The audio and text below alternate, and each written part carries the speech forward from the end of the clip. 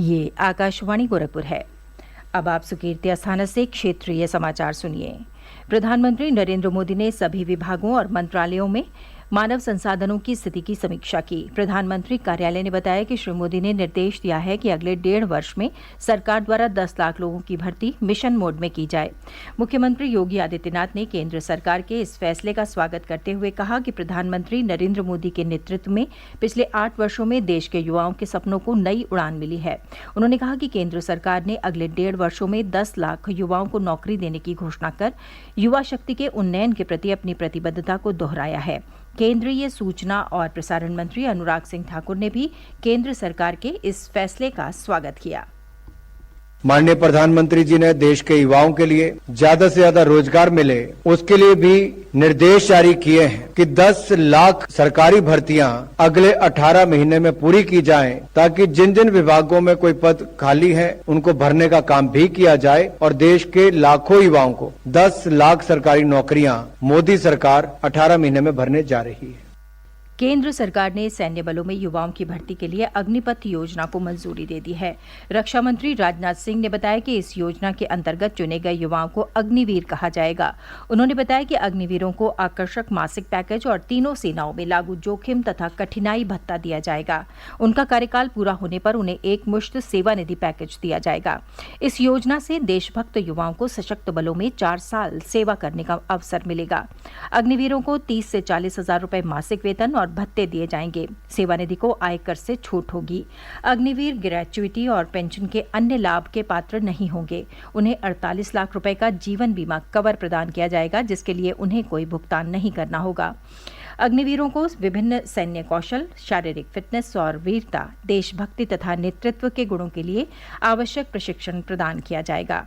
अग्निवीरों के लिए आयु सीमा 17 वर्ष 5 महीने से 21 वर्ष तक रखी गई है। जनरल ड्यूटी सैनिक के लिए शैक्षिक योग्यता 10वीं निर्धारित की गई है। वायुसेना अध्यक्ष चीफ मार्शल वीआर चौधरी ने कहा कि इस योजना से देश के प्रतिभाशाली युवाओं को वायुसेना में सेवाएं प्रदान करने का अवसर प्राप्त होगा। नौसेना प्रमुख एडमिरल आर हरिकुमार ने कहा कि अग्निपथ योजना नए युग की परिकल्पना है। उन्होंने कहा कि इससे सैन्य बलों के मानव संसाधन प्रबंधन पर सकारात्मक प्रभाव पड़ेगा। एडमिरल हरिकुमार ने बताया कि इसमें महिलाओं को भी नियुक्त किया जाएगा। सेना प्रमुख जनरल मनोज पांडे ने कहा कि अग्निपथ योजना सेना और देश के लिए एक रूपांतरण सुधार है। मुख्यमंत्री योगी आदित्यनाथ ने अग्निपथ योजना को भारतीय सैन्य इतिहास में एक स्वर्णिम अध्याय बताया है। उन्होंने इसका स्वागत करते हुए कहा कि सशस्त्र बलों में अब युवाओं को अग्निवीर के रूप में राष्ट्र की सेवा का अवसर उपलब्ध होगा। मुख्यमंत्री योगी आदित्यनाथ ने कहा है कि केंद्र और प्रदेश सरकार किसानों के कल्याण के लिए प्रतिबद्ध है। लखनऊ में उत्तर प्रदेश कृषि अनुसंधान परिषद के 33वें स्थापना दिवस के अवसर पर आज राष्ट्रीय संगोष्ठी का वर्चुअल माध्यम से शुभारंभ करते हुए श्री योगी ने कहा कि सरकार ने राज्य में दशकों से लंबित सिंचाई परियोजनाओं को शुरू करके किसानों के जीवन में व्यापक बदलाव लाने का प्रयास किया है। उन्होंने कहा कि उत्तर प्रदेश आज न केवल रिकॉर्ड मात्रा में खाद्यान्न का उत्पादन कर रहा है, बल्कि न्यूनतम समर्थन मूल्य पर किसानों से उनकी उपज की खरीद में भी नए कीर्तिमान बना रहा है। श्री योगी ने कहा कि प्रधानमंत्री नरेंद्र मोदी ने वर्ष 2018 में फसलों के न्यूनतम समर्थन मूल्य एमएसपी को बढ़ाकर 1.5 गुना करने की घोषणा की थी, जिसे सफलतापूर्वक प्रदेश में लागू किया गया।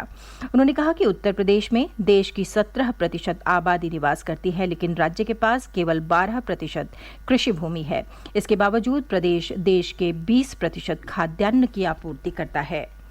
आज़ादी का अमृत महोत्सव के तहत अमर शहीद पंडित राम प्रसाद बिस्मिल की जयंती पर 11 जून को उनके गृहनगर शाहजहांपुर से शुरू हुई अमृत यात्रा का समापन आज गोरखपुर में उनकी शहादत स्थली पर हुआ। अमृत यात्रा को 11 जून को शाहजहांपुर से वित्त मंत्री सुरेश खन्ना ने हरी झंडी दिखाकर रवाना किया था। यात्रा लखनऊ अयोध्या होते हुए गोरखपुर पहुंची। दक्षिण पश्चिम मानसून पूर्णिया जिले के रास्ते बिहार में दस्तक दे चुका है। पड़ोसी राज्य बिहार के अररिया, पूर्णिया, सुपौल और किशनगंज में बारिश हो रही है। पटना में मौसम विभाग के निदेशक ने कहा कि अगले 4 से 5 दिनों में बिहार के कुछ और भागों में मानसून के पहुंचने का अनुमान है। मौसम विभाग ने कल से पूर्वी उत्तर प्रदेश के जिलों में मानसून पूर्व वर्षा होने का अनुमान जताया है। गोरखपुर, सिद्धार्थनगर, बलरामपुर, महाराजगंज सहित पूर्वांचल के अनेक स्थानों पर बृहस्पतिवार से वर्षा हो सकती है। क्षेत्रीय समाचारों का ये बुलेटिन समाप्त हुआ। नमस्कार।